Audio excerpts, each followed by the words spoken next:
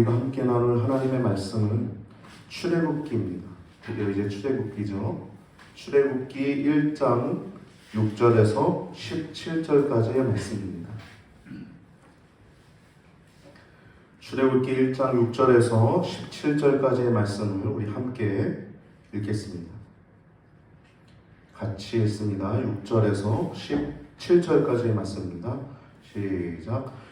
요셉과 그의 모든 형제와 그 시대 사람은 다 죽었고 이스라엘 자손은 생육이 중다하고 번식하고 창성하고 심히 창대하여 온 땅에 가득하게 되었더라.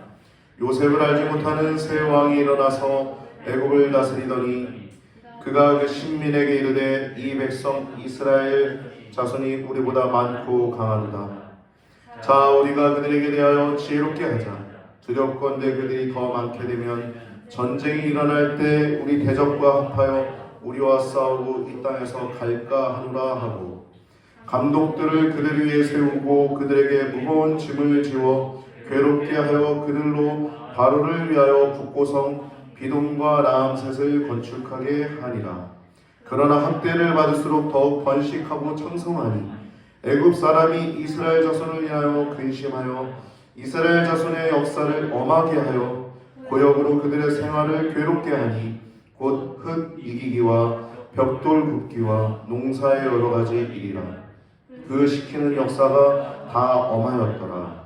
애굽 왕이 히브리 산파 십부라라 하는 자와 부하라 하는 자에게 일러 가르되 너희는 히브리 여인을 위하여 조산할 때 살펴서 남자애는 죽이고 여자애는 그를 살려두라. 그러나 산파들이 하나님을 두려워하여 애굽 왕의 명을 어기고 남자를 살린지라. 아멘. 오늘 본문을 통해서 우리가 함께 나눌 말씀의 제목은 여호와의 구속사, 애굽에 있는 이스라엘의 번성과 고난이라고 하는 제목을 가지고 말씀을 할 때 여러분 큰 은혜의 시간 되시기 바랍니다.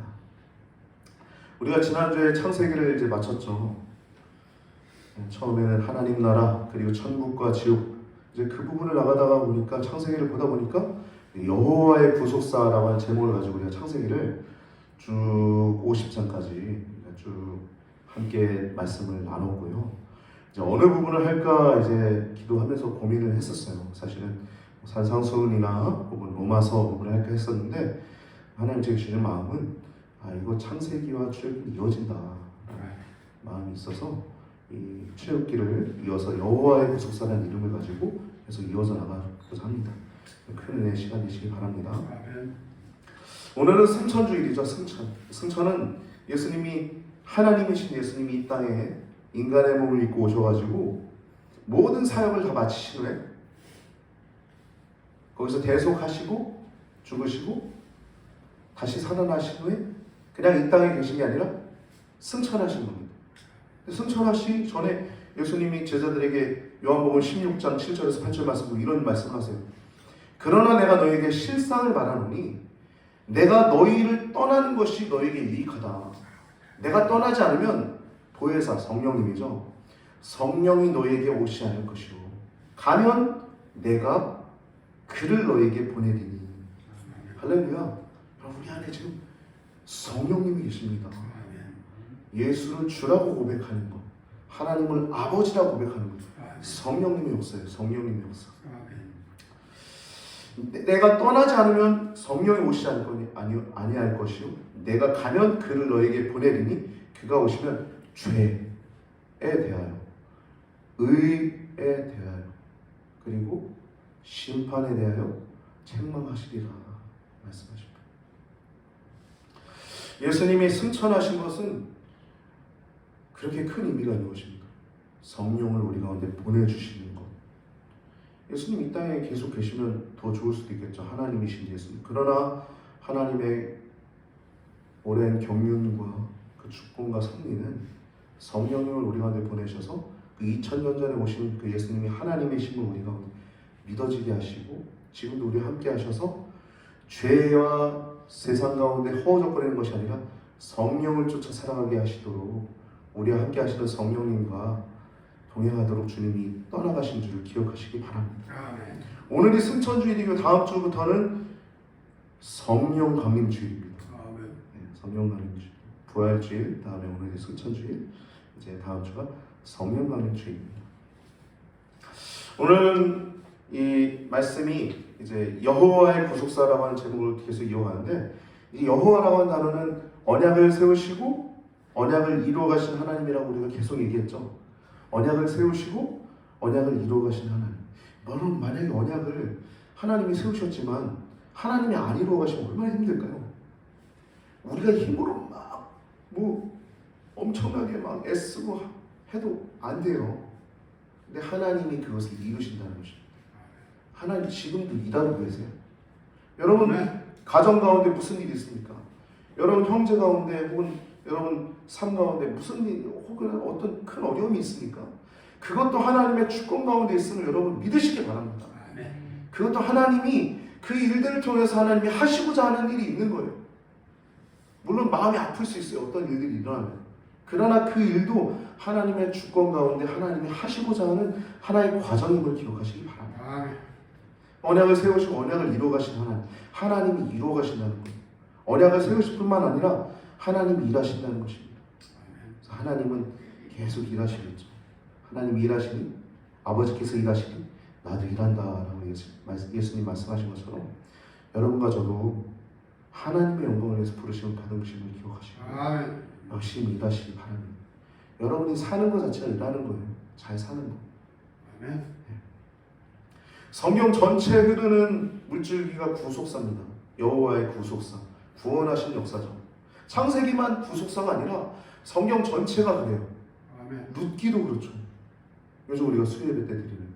그 전에 사사기도 그렇죠. 구원하신 역사. 사무엘 상하는 어때요? 열왕기 상하, 역대 상하, 이사야, 예레미야, 수많은 말씀들 다 하나님의 구속하시는 역사예요. 구속사예요, 구속사. 성경 전체에 흐르는 줄기가 구속사입니다. 구속사. 아멘. 우리를 지금도 하나님의 구속사의 과정 가운데 있는 거예요. 구속사의 과정.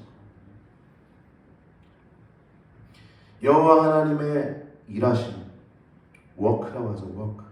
일하심. 이것이 바로 성경이에요. 성경.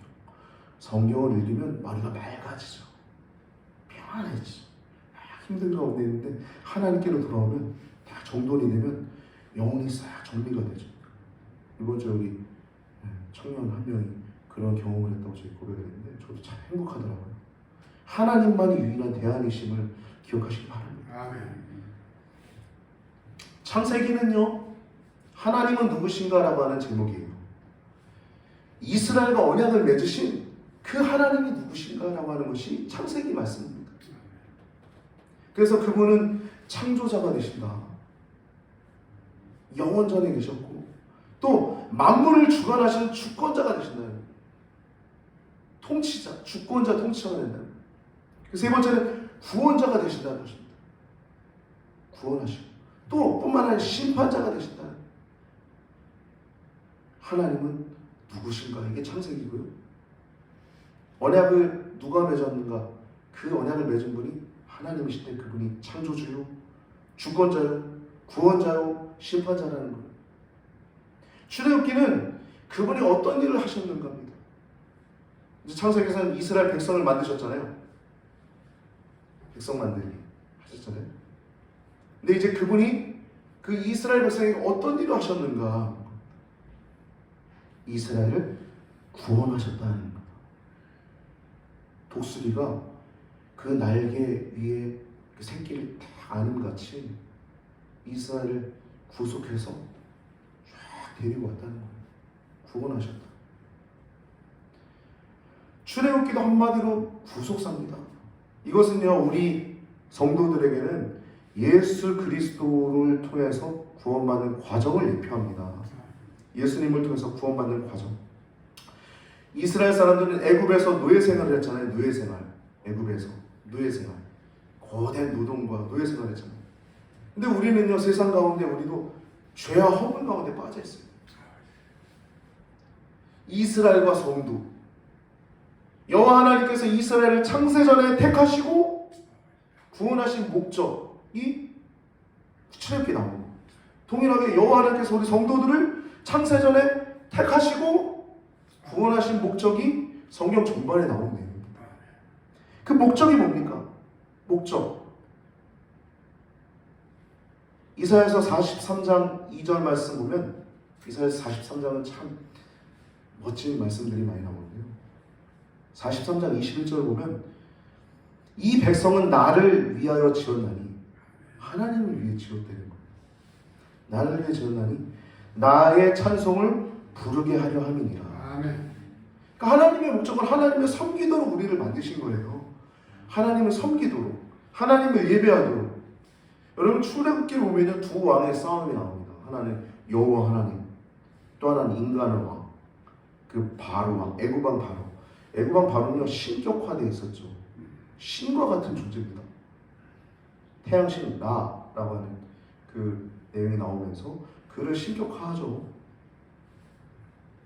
바로와 여호와 하나님의 싸움인데 바로는요 아무것도 알지 못해요. 특징이 이 8절 말씀 보면 요셉을 알지 못하는 새 왕이 일어나서라고 얘기해요. 요셉을 모르는 거예요. 이스라엘의 역사를 모르는 거예요. 알긴 알아도 그 배후에서 역사하신 하나님을 모르는 거예요. 안다라고 하는 단어가 아다라고 하는 단어잖아요. 야단가의 야다? 야다죠, 야다. 야다라고 하는 단어인데 이거는 그냥 피상적으로 아는 것이 아니라 체험적으로 아는 걸 얘기하는 거예요. 알지 못했던 거예요. 아무것도 알지 못하고 요셉도 알지 못하고 이스라엘도 알지 못하고 이집트가 어떻게 생존했는지 과거사를 알지 못하는 겁니다. 아무것도 알지 못한다는 것이 바로의 특징이에요. 근데 또 다른 왕 여호와 하나님은 특징이 뭐냐면 아신다는 겁니다. 다 아신다는 거예요. 다. 이스라엘의 과거를 아시고 또 현재 고통과 신음을 다 보고 계시고 그리고 미래까지 아신다는 거예요. 미래까지. 그들이 어디로 가야 할 존재인지 아신다는 거예요. 알지 못하니까 무슨 행동을 취합니까? 바로왕이 고된 노동을 시켜요. 고된 노동. 이건 원어로 보면 아바드라고 한답니다. 아바드 성경이라고 하는 그 성경 책도 있는데요. 저도 선물 받았는데 아바드라고 하는 단어는 고된 노동이라고 하는 것을 원어로 아바드라고 해요. 아바드. 바로왕은 고된 노동을 시켰어요. 근데 여러분 여호와 하나님도 아바드를 원하십니다. 이 아바드라고 하는 단어 원어는 섬기다, 예배하다라는 의미도 있어요. 똑같은 단어인데 하나는 고된 노동을 시키는 바로왕이 있고요. 똑같은 왕인데 섬기도록 예배하도록 만드신 왕입니다. 그게 바로 여호와 하나님이세요. 그래서 말씀 보면은 여호와의 말씀에 내 백성을 보내라. 그들이 광야에서 나를 섬길 것이라. 그렇게 말씀하시니까 바로가 뭐라고 그럽니까? 출애굽기 5장 2절 우리가 나중에 살펴볼 5장 2절을 보면 바로가 가로되 여호와가 누구간데 여호와를 모르는 거예요. 내가 그 말을 듣고 이스라엘을 보내겠느냐? 나는 여호와를 알지 못하니 이스라엘도 보내지 아니하리라라고 얘기를 해요.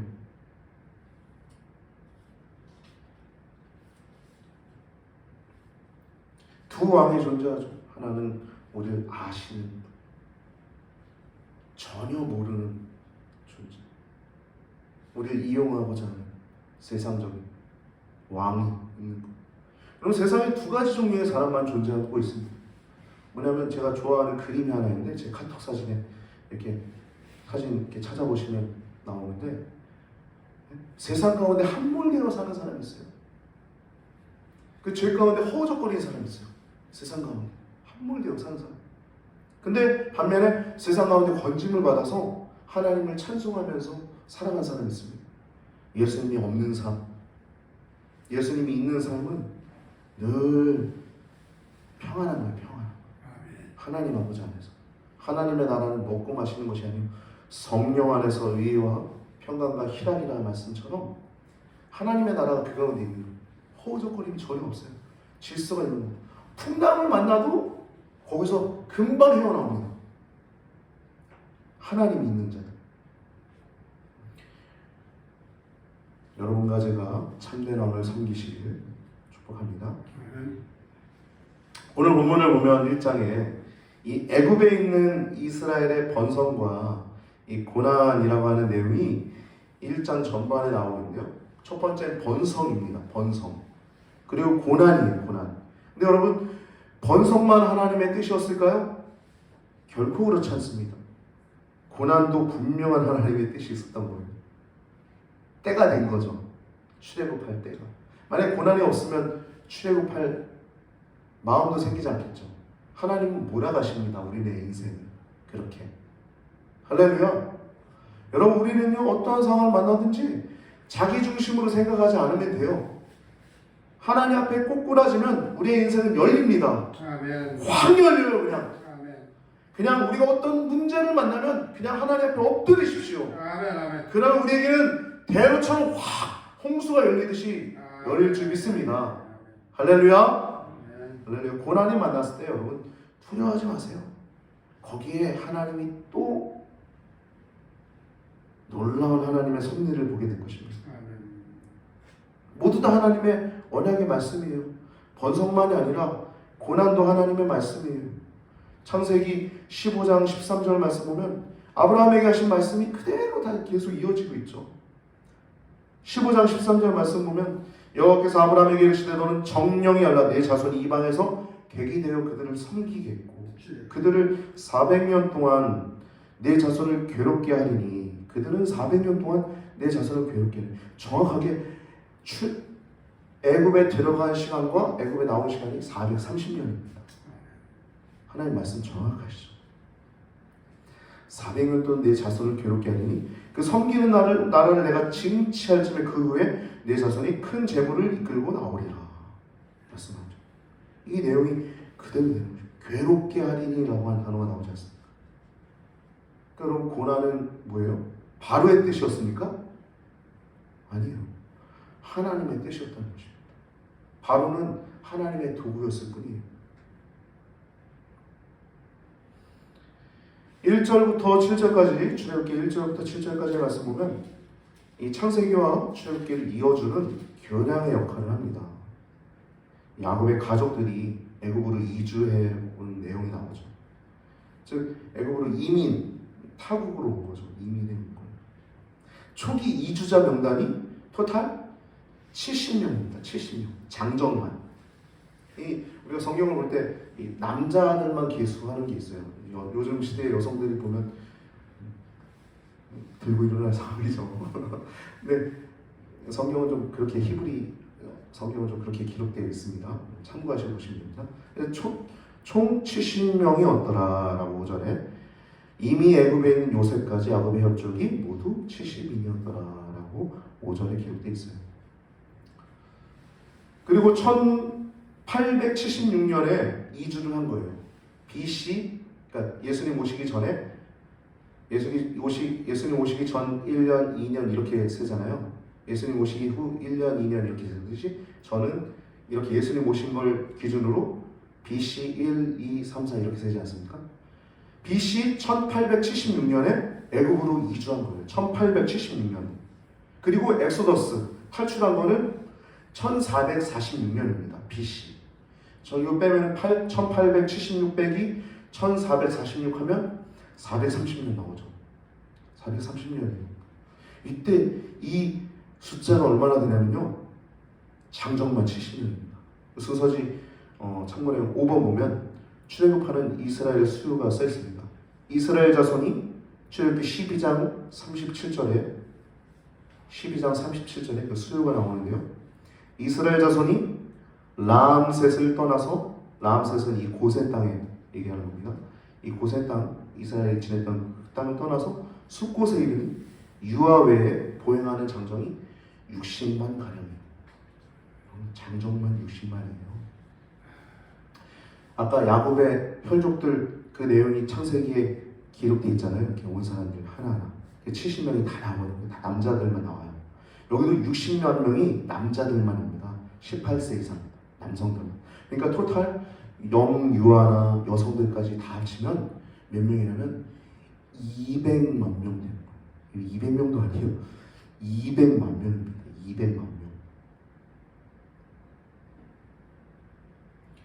여러분, 큰 민족을 이루겠고라고 하나님이 이스라엘 백성들에게 말씀하셨는데 이게 얼마나 큰 겁니까? 6절부터 7절 말씀 보면 그 세대 사람은 다 죽었고 이 요셉과 함께 했던 그 시대 사람들은 다 죽은 거예요. 그 다음 7절 말씀 보면 이스라엘 자손은 생육이 중다하고 번식하고 번성했다는 거죠. 창성하고 심히 강대하기까지 했대요. 하여 온 땅에 가득하게 되었다. 생육, 번성, 창성, 강대, 가득했다는 그 시대 사람 다 죽었다는 거예요. 여러분, 한 세대의 죽음은 한 세대는 죽습니다. 우리도 금방 죽을 거예요. 우리의 아버지 세대, 할아버지 세대들, 지금 아버지 세대는 지금 제 동기들도 이제 돌아가시고 있다는 얘기들이 자꾸 들려오는데, 우리 아버지 세대들 다 돌아가시게 되고 지금 진행 중. 할아버지 세대는 지금 이미 가신 분들이 많죠. 한 세대의 죽음은요 끝이 아닙니다. 또 다른 시작이에요. 여러분, 우리 세대에게 물려줄 게 무엇이겠습니까? 돈이겠습니까? 여호와 하나님인 줄 기억하시기 바랍니다. 할렐루야. 여호와 하나님만이 가장 위대한 유산입니다. 또 다른 시작이에요. 생육, 번성, 창성, 강대, 가득, 큰 민족을 이루겠다. 창세기 계속해서 말씀하시죠. 창세기 12장 2절 말씀, 아브라함에게 하신 말씀이죠. 창세기 13장 16절도, 창세기 15장 5절까지도. 12장 2절은 내가 너를 큰 민족을 이루고 내게 복을 줘 내 이름을 창대케 하니 너는 복이 될지라. 13장 16절은 내가 내 자손을 땅에 티끌같이 하리니 사람이 땅에 티끌을 능히 실진데 내 자손도 세리라. 15장 5절 그를 이끌고 밖으로 나가 하늘을 우러러 묵별을 셀 수 있나 보라. 또 그에게 이르시되 내 자손이 이와 같으리라. 아멘. 이거 아브라함에게만 말씀하신 게 아닙니다. 창세기 26장 4절 말씀 보면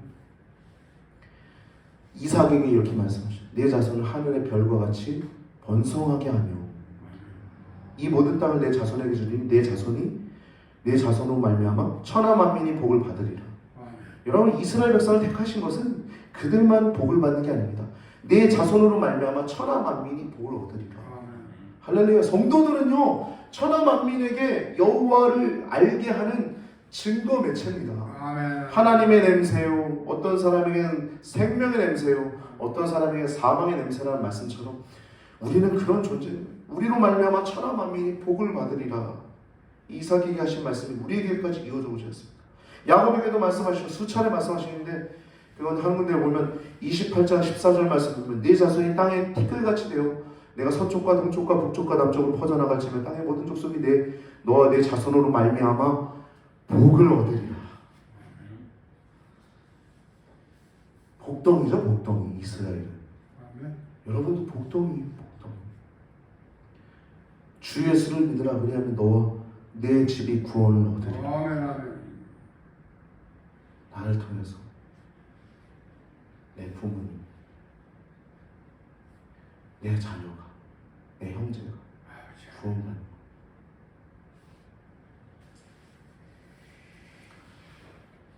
8절부터 22절까지의 말씀 보면요, 요셉을 알지 못하는 왕이 나와요.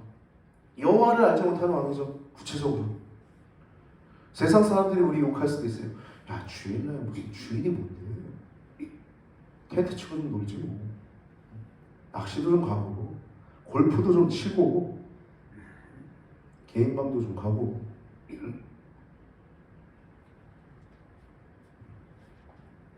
세상은 알지 못합니다. 세상은 여호와 하나님을 알지 못해요. 이 왕도 요셉을 알지 못했어요. 이 세 왕이 일어나서 애국을 다스리더니 이가 학대를 합니다. 그 신민에게 이르되 이스라엘 자손은 우리보다 많고 강하다. 그들에게 대하여 지혜롭게 하자. 그들이 더 많게 되면 전쟁이 일어날 때 우리와 우리의 대적과 합해서 우리를 치고 이 땅에서 갈까 하노라 라고 얘기를 하고 있어요. 그 안에 두려움이 있는 거예요. 여러분, 하나님 모르는 존재는 항상 두려움 가운데 삽니다. 항상 두려움 가운데.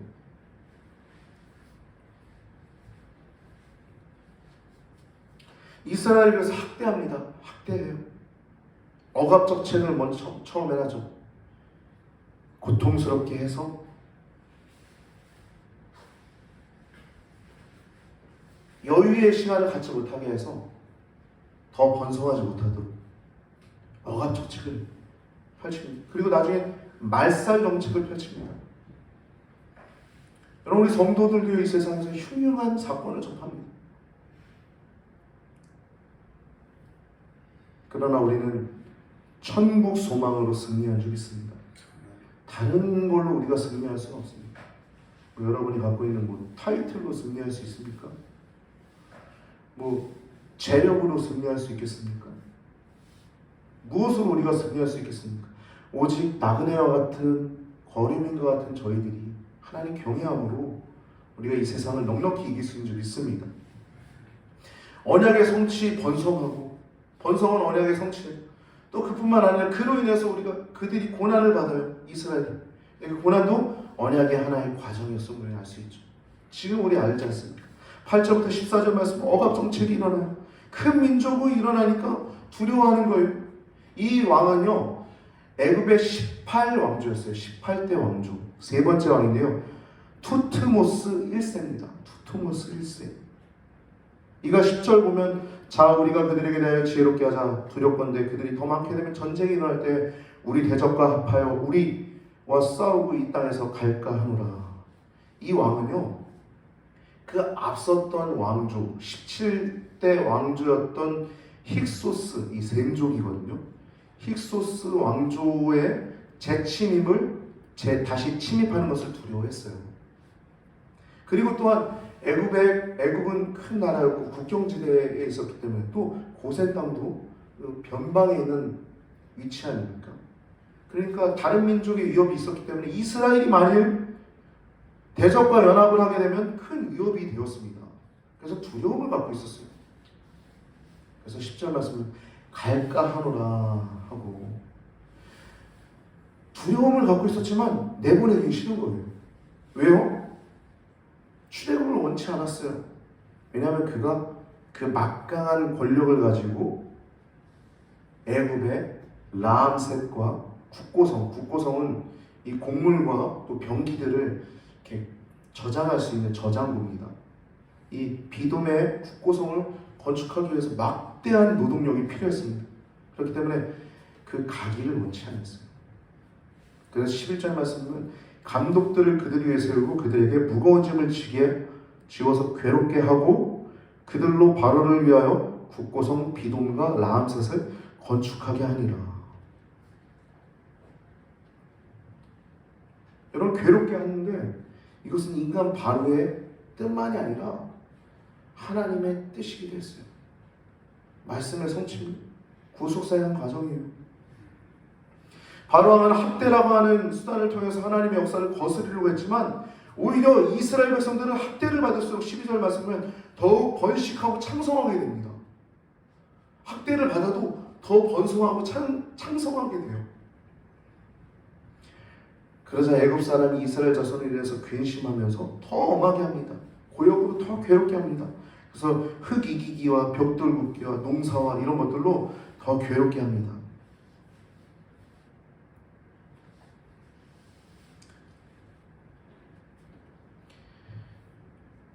세상은 강팍합니다. 자신의 행동을 고치려 하지 않아요. 하나님 모르기 때문에. 지금도 무슨 차별금지법을 하겠다고 계속 아우성인데, 여러분, 하나님의 주권을 믿으시기 바랍니다. 통과되면 안 돼요. 그러나 여러분, 우리의 믿음은요, 통과될지라도 그 일을 통해서도 하나님이 하실 일이 있습니다. 할렐루야. 하나님 주권이세요. 그까짓 거 하나 법 하나 통과시킨다고 하나님이 죽었습니까? 시퍼렇게 살아계신데요. 잘못된 행동을 고치려고 하지 않아요. 더 번성하고 더 창성하는데 오히려 더 집착하죠. 그게 폐역한 자들의 모습입니다. 마음이 부들부들하고 유해진다는 것은 얼마나 큰 복인지 몰라요. 15절부터 22절까지의 말씀 보면은 이제 애굽왕 바로가 말살 정책을 펴니다. 예수님 태어나실 때 모든 3살 이하의 아기들을 다 죽였잖아요. 헤롯 왕이. 지금 똑같은 상황이 벌어지는 거예요. 아주 간교하게 그 히브리의 산파들 십부라와 그리고 부하라고 하는 산파입니다. 이 2명만 있지는 않았어요. 이 사람은 지도자급이기 때문에 이 사람을 통해서 많은 산파들이 움직였어요. 근데 여러분, 신의 한 수입니다. 이 십부라는 모세의 아내인 십보라라고 하는 이름과 좀 비슷하죠. 활자 하나 차이입니다. 십부라와 부하, 그리고 모세의 아내의 이름은 십보라. 구분하시죠? 이 여인들이 하나님을 경외함으로 이들을 살립니다. 먼저는 이 바로왕이 살펴서 남자아이는 죽이라고 해요. 남자아이는 살해를 지시합니다. 얼마나 무섭습니까? 반인륜적이 오늘날로 말하면 있을 수 없는 얘기죠. 오늘같이 이렇게 인권이 이렇게 잘, 그래도 사람의 권리가 잘 이렇게 된 상태에서는 말도 안 되는 거죠. 극악무도한 조치입니다. 옛날에는 이러한 일들이 있었어요. 그러나 이런 일이 있고 나서 나중에 어떻게 됩니까? 여러분, 세상에 우연은 하나도 없습니다. 저도 요즘 제가 겪었던 어려움이 있었는데 그 어려움을 줬던 그분이 굉장히 큰 어려움을 지금 겪고 있더라고요. 여러분, 우리가 누가 아프게 하면 그 사람 눈에 반드시 피눈물 납니다.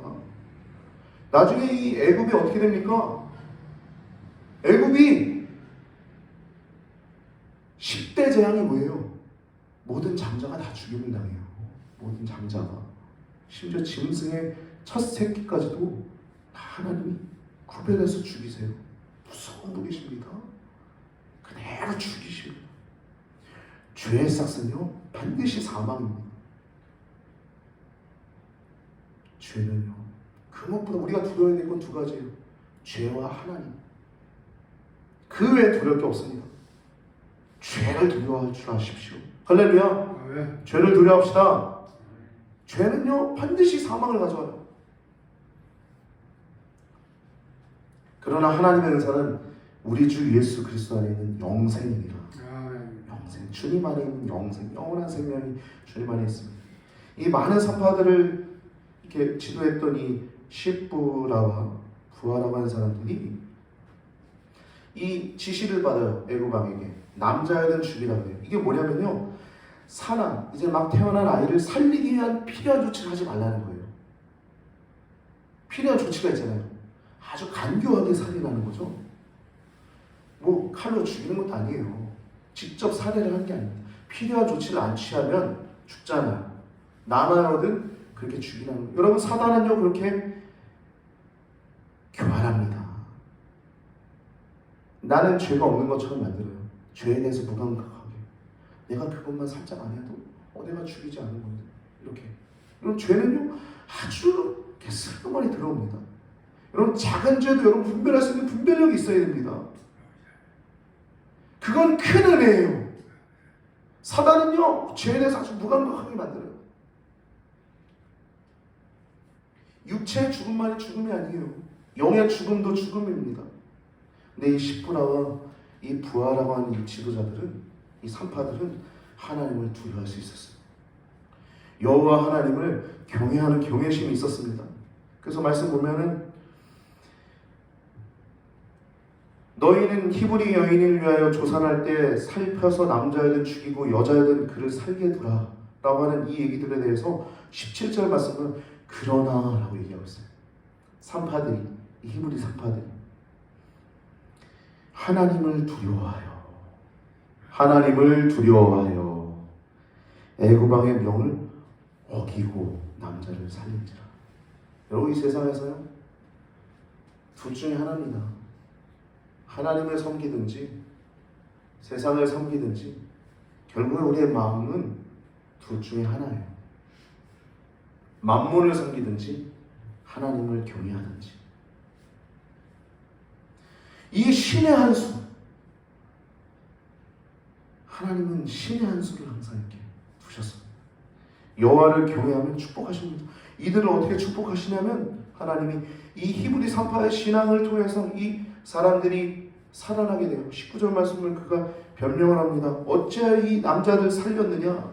그러니까 이제 산파가 19절에 히브리 여인은 애굽 여인과 같지 않냐고 실제 권장했어요. 실제 히브리 여인들이 애굽 여인보다 권장했습니다. 이걸 뭐라고 이렇게 애굽 왕이 뭐라고 말할 수가 없었어요. 권장했다는 것입니다. 산파가 그들에게 이르기 전에 해산하더이다 라고 이렇게 변명을 합니다. 거짓말을 해요. 여러분, 이건 단순히 살기 위한 것이 아닙니다. 그냥 그의 목숨을 건지기 위해서 하는 것이 아니라 하나님께서 은혜를 주실 만큼 그의 마음의 의도와 그의 마음의 중심이 선한 것이었어요.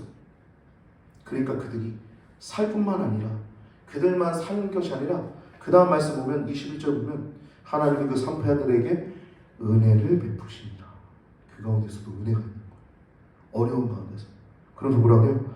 하나님이 그들의 집을 왕성케 하십니다. 아멘.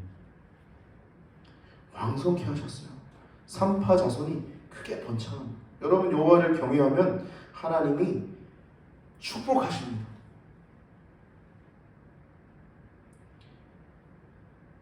우리가 더욱더 하나님께 확정되어서, 우리가 지난주 웨슬리 회심 중에 말씀을 나눴는데 웨슬리 한 분께서 회심을 확실하게 했을 때 그 나라가 영국이 변화되어서 술집들을 문 닫았어요. 그게 그냥 그들이 회심해서 닫은 게 아니에요. 사람들이 술집을 안 간 거예요. 자연스럽게 문을 닫게 된 겁니다. 뭐 뛰들려고 뭐 운동한 게 아닙니다. 그들의 삶이 변화되니까, 큰 부흥이 일어나니까 그 땅 가운데 놀라운 하나님의 거룩이 물결같이 진리의 영이 그 땅을 덮은 거예요. 여러분 한 분, 또 저 하나, 여러분 우리가 하나하나가 하나님을 경외하면 축복을 받습니다. 하나님을 더욱더 경외할 수 있는 여러분과 제가 되길 바랍니다. 22절 말씀 보면 이가 직권을 남용해요. 이번에는 더 심한 말을 하죠. 더 심한 정책을 쓰죠. 남자가 나면 그 태어난 그 존재를, 살아있는 존재를 하수에 던지라는 것. 직권을 남용하는 것입니다. 직권을 남용.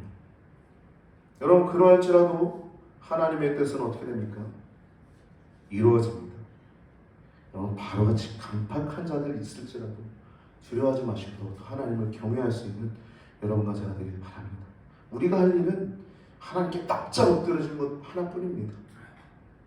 하나님 앞에 그냥 꼬꾸라지듯이 엎드려주십시오. 그럼 홍해같이 길이 확 열릴 줄 믿습니다. 아멘. 그냥 하나님 앞에 꼬꾸라지십시다. 그럼 하나님께서 길을 확 열어주실 줄 믿습니다. 아멘. 70명, 장정만 70만 명이었던 그 이스라엘, 장정만 60만 명, 토탈 200만 명이 엑소더스 하는 내용이 나오죠. 우리 이사야서 43장 1절에서 3절 상반 부분만 좀 보고서 말씀 마치겠습니다. 43장 1절에서 3절까지 말씀입니다.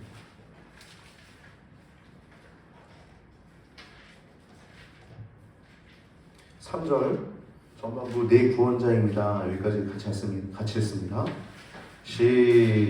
이사야서 43장은 구약성경 1018페이지에 있습니다. 구약성경 1018페이지.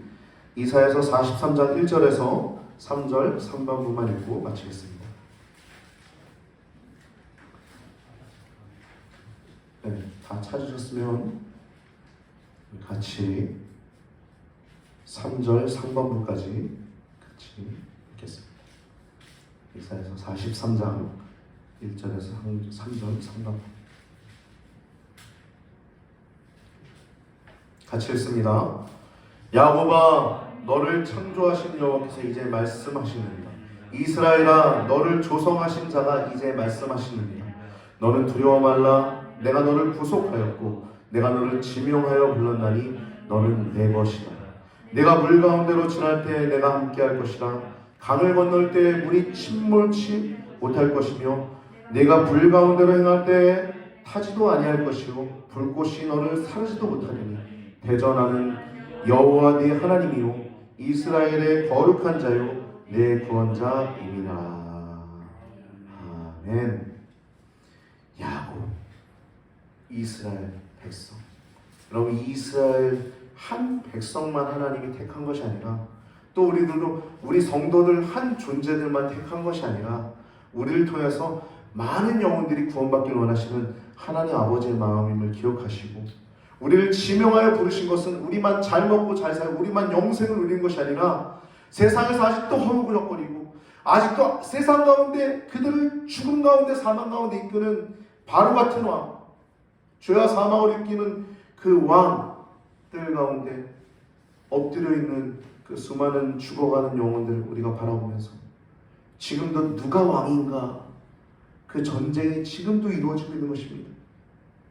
사탄이 하나님을 대적하는 천사장이 하나님을 대적하여 지금도 요한계시록 21장에 거룩한 성 예루살렘이 이 땅에 이루어지기 전까지 큰 성 바벨론은 계속 확대하고자 하고 더 확장하고자 하지만 거룩하신 하나님은 그보다 더 위대하신 왕이시고 또 우리는 그 왕을 섬기는 왕같은 제사장이고 거룩한 나라고 하나님의 자녀임을 기억하셔서 우리가 불 가운데 지나갈 때도 사르지 못하고 물 가운데 지나갈지라도 침몰치 못한다는 것을 기억하시고, 여러분 어떤 상황 가운데 있을지라도 하나님 붙들고 승리하시는 우리 귀한 성도들 되시길 예수님의 이름으로 축복합니다. 함께 기도드리시겠습니다.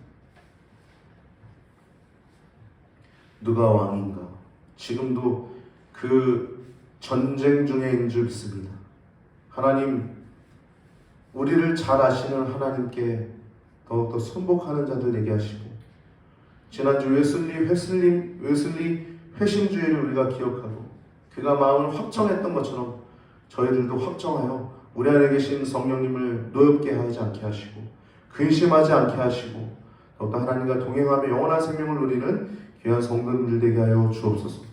이스라엘이 번성했던 것도 하나님 뜻일 뿐만 아니라 그들의 고난조차도 하나님 아버지의 뜻임을 우리가 기억하게 하셔서 주께 영광 돌려드리는 우리 귀한 성도들 될 수 있도록 우리들의 마음을 주장하시고 우리들의 마음을 통치하여 주시옵소서. 주님 경외하는 심령이 저희들 가운데 온전히 세워지길 원합니다. 함께하여 주옵시고 더욱더 축복하여 주옵소서. 드려진 예물을 위해 기도합니다. 각각의 이름대로 드려진 예물들이 잘 쓰여지게 하시고 하나님의 나라가 확장되고 하나님의 뜻이 이 땅 가운데 이루어지게 하여 주옵소서. 각 가정마다 일터마다 삶마다 주님의 은혜가 있게 하시고 질서를 잡아주시고 주님의 통치가 온전히 이루어지게 하여 주옵소서. 감사와 하나님의 나라가 이루어질 줄 믿사오며 우리 원하신 예수님의 이름으로 간절히 기도드리옵나이다. 아멘.